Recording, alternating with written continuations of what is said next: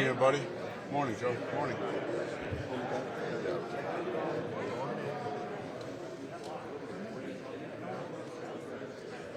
How's everybody doing? Great. We're actually going to have a little kind of organizational dinner tonight here. Kind of finish off the week and then head out in the morning. It's been a good few days. You guys have been able to kind of bond throughout this entire off-season process. From like a think tank standpoint, how much do you think that's helped you guys as you enter in this next phase of the off-season? Yeah, I think the bonding process and the chemistry that develops during this process is real. It's important at every level, and that's what is happening and will continue to happen. That's why there's a lot of reasons not to shortcut the process. That's not and that's a good reason as well. Obviously, you do it to get the right guy and to make the right evaluations, but that is a side benefit that is really powerful.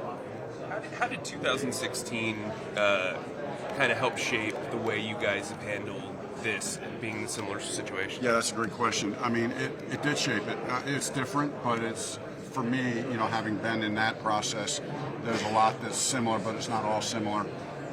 It's tweaked a little bit. But just going through that process and knowing to be patient. You might see a throw, or you might sit down with guys, wow, I love this guy, and you could be tempted to say, just finish the process. Just be patient. Be patient. You got time. We don't have to make this decision today. Stay true to the process. Frank, what did you learn last week about CJ or Bryce or all of them that you didn't know, or did you just have things confirmed to you last week? Yeah, Joe. A lot of it was confirmation because our scouts do such a good job on the front end, right? So we all sat down, back in our building, talking about, each of these guys, listening to the scouts give their take on each of these guys. So, you already go in having some idea of what you're walking into, but I would say in all the right ways, it was confirmation.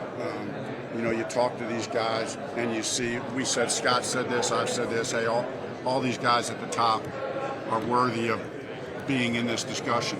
And some for different reasons than others, some more the same, but those things I think get confirmed.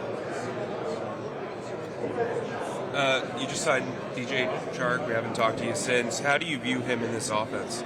Yeah, love the idea. Love it. Listen, I make no mistake about it. I really wanted DJ. A lot of us did. I've had my eye on him for a couple of years now. I think DJ is a down the field threat. I think he's a very competitive, hard-working player from all the intel that we've gathered.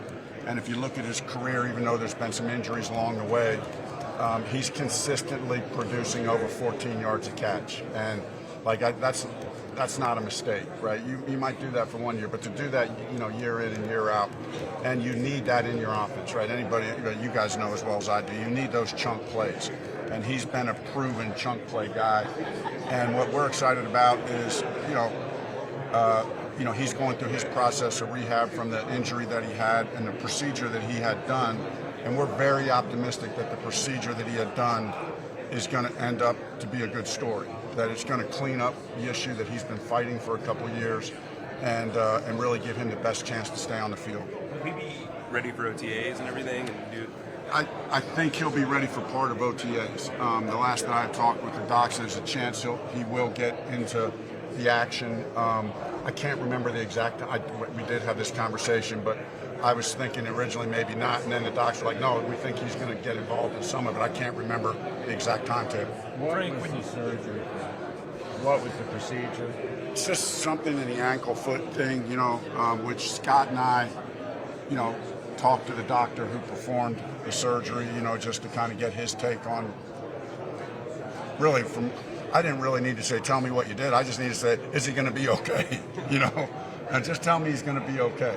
And, I think we got a good report from the doctor. The docs are always pretty straightforward. There's always risk of this and that, but I felt like the doc was very optimistic about a full and complete recovery. Frank, from the philosophical idea you had about what you wanted this offense to look like when you got the job, how has it changed given all these free agent additions and the parts you've been able to put in place around that quarterback? Yeah, great question, Darren. And really, the parts have been put in place based on what that philosophy is. You get Miles Sanders. You're getting a 3-down back, someone who's very versatile, can do it all from the backfield. Can run inside and outside zone scheme, gap scheme. Good route runner, good hands, good in protection.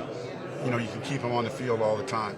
You get Hayden Hurst. You need that. Hey, we love our tight end room, but it's our tight ends get a lot of action. So Hayden's, we got Ian. He's he's kind of the more conventional wide tight end. You got Tommy, who's kind of more the speed guy, and you got Hayden, who's kind of he can do both. He can do a little bit of both, right? And then you get Adam and Chark and DJ, and Adam's listen. I know Adam's still got a lot of juice. He'll do stuff outside, and we'll play him outside. We'll play him inside. And then you got DJ, he's your big play receiver. But we're also, and I talked to DJ about this. We're gonna, expand his role. He's not just going to be that. We want to develop him into into a complete receiver. Widen his route tree, not just. It's not just going to be all the vertical stuff down the field. We feel like we got one of the best wide receiver coaches in the business, in Sean Jefferson, and Sean will do a great job working with those guys. How much of a role did your assistant coaches play in the recruiting of specific free agents? It played a big role. I think I saw something out there, highlighting Deuce's role, and because Deuce was with DJ, he and Thomas Brown and Josh and Sean, I think they all put a full court press on him, to recruit him. But obviously Deuce being with DJ last year, that was a big deal. And Deuce is, as you guys are getting to know him, he's just a very compelling figure, and a straight shooter, and that's what all the players want. They want someone just going to be straight with them, right? Just tell me what it is, and Deuce is great like that, and all of our decisions like that, like the way I was talking about this with Bruce earlier, that when we make a decision, I'm always going to represent the opinion of the I'll be the voice of the coaches. Scott's he's going to be the voice of the scouts, you know what I mean? And we're going to collaborate together on those decisions. Frank, this is relevant to your team and lots of others. From your experience in coaching a young quarterback, rookie quarterback, whatever, what are like the minor details that make that a unique job than the other 52 guys, particularly a young quarterback?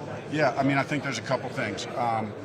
One, is it a guy who's played under center? So just from a mechanical and from a fundamental standpoint, what's the philosophy of your offense? Are you under center? How much of that has he done or not done? But I also, you're learning a whole new system. And what I have typically found, Stephen, is it's the protection world that's the biggest change. We're all kind of running a lot of the similar pass concepts and RPOs now and all that stuff. But it's really in the protection world. How sophisticated can you get? How good can this guy be at learning to get to know protection and how to make protection adjustments? Are there also differences from an interpersonal perspective as well, just in terms of how, they're all different, right? Yeah, that's exactly right. Everybody's different. So, again, just getting to know, building that trust, right? And we know there's no shortcuts to that. You can't approach every guy the same guy. Some guys are, you're going to be harder on other guys. But at the end of the day, what guys want is every player to me just wants to know, can you get me better? And so that's our job as coaches to figure that out. Frank, when you're evaluating Anthony Richardson, how do you balance his upside versus his development he has to have? I'm sorry, the first name? Anthony Richardson. Oh, yeah, I'm sorry. Yeah, no, that's my fault. He's an exciting player. Even before the combine, watching his tape, there are plays and throws all over the tape that scream top pick, top of the draft pick, and that's a credit to him.